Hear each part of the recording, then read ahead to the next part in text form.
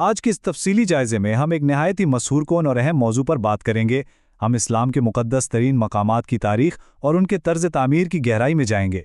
ज़रा सोचें, एक बंजर वादी में रखी गई बुनियाद आज अरबों मुसलमानों के लिए रूहानियत का सबसे बड़ा मरकज़ बन चुकी है। हम इन मकामात की ज़ाहिरी साख्त और उस शानदार तारीख को करीब से देखेंगे ताकि इसकी असल अहमियत को समझा जा सके। तो चलिए बग़ैर किसी ताख़ीर के शुरू करते हैं।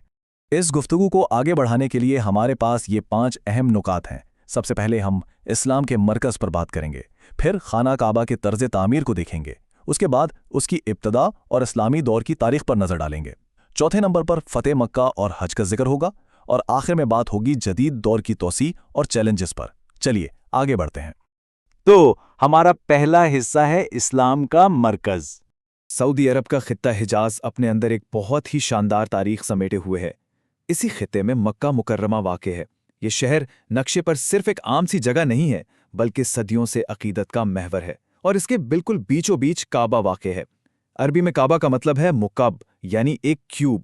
ये मस्जिदुल हराम का दिल है और हमारी आज की पूरी बहस की बुनियाद है। ये महज कोई आम इमारत नहीं है, बल्कि ये वो सिमत है जिसकी तरफ रुख करके दुनिया भर के मुसलमान दिन में 5 मरतबा इबादत करते हैं। इस सादा लेकिन पुरजलाल साख्त ने पूरी इस्लामी तारीख और बयानिए को एक मरकज़ पर इकट्ठा कर रखा है। अब आते हैं अपने दूसरे हिस्से की तरफ, जो है खाना काबा का तर्ज तामीर। अब इस इमारत की जो चीज़ वाकई बहुत दिलचस्प है वो उसकी सादगी में छुपी हुई कशिश है। इसके तामीराती पहलुओं को बसरी शक्ल में समझना बहुत ज़बरदस्त तजुर्बा है। इस अजीम इमारत की हैरतअंगेज़ बात यह है कि इसकी ऊंचाई तकरीबन 50 फुट यानी 15 मीटर है। जब इंसान इसके सामने खड़ा होता है तो एक अजीब सी हैबत तारी हो जाती है। इसके साथ ही इसकी बुनियाद की लंबाई और चौड़ाई तकरीबन 35 फुट पर मुश्तमिल है। ये पैमाइश इसे बिल्कुल एक परफेक्ट चौकोर मुकाब तो नहीं बनाती, लेकिन इसकी साख्त में एक बेमिसाल तवाज़ुन ज़रूर मौजूद है। अगर हम इसके बैरूनी और अंदरूनी हिस्सों की तफसीलात पर नज़र डालें तो एक बहुत ही शानदार नक्शा जहन में उभरता है। खाने काबा की तामीर में मजबूत सुरमई पत्थर और आला क्वालिटी का संगमरमर इस्तेमाल हुआ है। ये जानकर वाकई हैरत होती है कि इसके चारों कोने कमाल महारत के साथ ज़मीन की चारों बुनियादी सिमतों के बिल्कुल सीध में हैं। अंदरूनी हिस्से की बात करें तो वहाँ सिर्फ 3 सुतून हैं जिन्होंने इसकी मजबूत छत को सहारा दिया हुआ है, और वहाँ सोने चांदी के खूबसूरत लैंप लटके हुए हैं। और यकीनन वो हिस्सा जिससे उसकी सबसे ज़्यादा पहचान होती है वो इसका गिलाफ यानी किस्वा है, जो काले रंग के बेहतरीन कमहाब से तैयार किया जाता है और साल के बेशतर हिस्से में से ढांपे रहता है। आगे बढ़ते हैं अपने तीसरे हिस्से की जानिब, इब्तिदा और इस्लामी दौर। तर्ज तामीर को समझने के बाद अब वक्त है तारीख के इस अजीम सफ़र पर नज़र डालने का, जो कई सदियों पर फैला हुआ है। एक बिल्कुल वीरान और बंजर वादी से शुरू होने वाली इस कहानी की इब्तिदा कदीम दौर में हज़रत इब्राहीम अलैहिस्सलाम से होती है। उन्होंने अल्लाह के हुक्म पर हज़रत हाजरा और हज़रत इस्माइल अलैहिस्सलाम के साथ यहाँ क़याम किया और बाद में काबा की बुनियाद रखी। फिर वक्त आगे बढ़ता है और 570 ईस्वी का साल आता है जब इस शहर में नबी करीम सल्लल्लाहु अलैहि वसल्लम की विलादत हुई। यहीं से 40 साल की उम्र में पहली वही का नुज़ूल हुआ और इस्लाम के पैगाम का बाकायदा आगाज़ हुआ। इसके बाद हिजरत और फ़तेह मक्का जैसे अहम संगे मील हमारी तारीख का हिस्सा बनते हैं। तारीख के सफ़र में 622 ईस्वी का साल इंतहाई अहमियत का हामिल है। मक्का में जब मज़ालिम हद से बढ़ गए तो हिजरत का ये फैसलाकुन सफ़र मदीना की जानिब किया गया। ये सिर्फ एक जगह से दूसरी जगह मुंतकिली नहीं थी, बिल्कुल नहीं, बल्कि ये वो अहम तरीन मोड़ था जिसने इब्तदाई मुस्लिम कम्युनिटी की बका को यकीनी बनाया, और इसी हिजरत ने बादअज़ां मदीना में पहली इस्लामी रियासत की मजबूत बुनियादें कायम की। अब हम पहुंचते हैं चौथे हिस्से पर, जो है फतह मक्का और हज। देखते हैं कि ये सिलसिला कैसे आगे बढ़ता है। हिजरत के बाद के हालात पर गौर करें तो वो दौर सामने आता है जब मक्का दोबारा अपने असल रूहानी मरकज़ की हैसियत से उभरता है।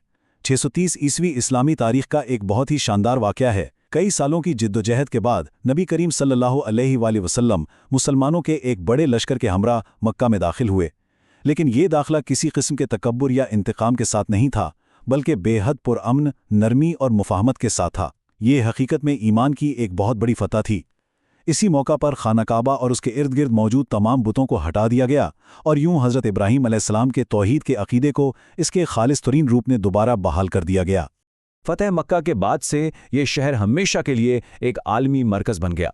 आज हज हर साल मक्का का एक लाजमी सफ़र है اور یہ ہر اس مسلمان پر زندگی میں ایک بار فرض ہے جو جسمانی اور مالی استطاعت رکھتا ہو۔ یہ سالانہ اجتماع دنیا بھر کے لاکھوں مسلمانوں کو ایک جگہ اکٹھا کرتا ہے، اور پچھلی کئی صدیوں سے اسی حج کی بدولت مکہ محض ایک عبادتی مقام نہیں رہا، بلکہ یہ اسلامی علوم، تبادلہ خیال اور پوری دنیا کے مسلمانوں کے یکجا ہونے کا ایک عظیم ترین عالمی مرکز بن چکا ہے۔ یہ واقعی ایک حیرت انگیز منظر ہوتا ہے۔ اور اب ہمارا آخری اور 5واں حصہ، جدید توسیع اور چیلنجز۔ 1925 میں جب مملکت سعودی عرب نے مکہ کا انتظام سنبھالا تو اس کے بعد سے اس شہر نے بڑے پیمانے پر جدیدیت کا سفر طے کیا ہے، اور یہ صورتحال بہت خوبی سے ظاہر کرتی ہے کہ موجودہ انتظامیہ کو کس قدر پیچیدہ توازن برقرار رکھنا پڑتا ہے۔ ایک طرف جدید ترقی کی ضرورت ہے جس میں مسجد الحرام کو وسعت دینا اور بڑھتے ہوئے لاکھوں زائرین کے لیے ٹرانسپورٹ، رہائش اور جدید انفراسٹرکچر فراہم کرنا شامل ہے، لیکن دوسری طرف ورثے کے تحفظ کا بہت بڑا چیلنج بھی موجود ہے۔ اتنی بڑی تعداد میں لوگوں کی آمد سے پیدا ہونے والے فضلے اور آلودگی کا انتظام کرنا، اور ساتھ ہی اس مقدس تاریخی تشخص اور ثقافتی شناخت کو برقرار رکھنا جو صدیوں سے اس کی پہچان ہے، یقیناً ایک بہت بڑا اور مشکل مرحلہ ہے۔ لیکن بات صرف انفراسٹرکچر بنانے یا انتظامی چیلنجز تک ہی محدود نہیں ہے۔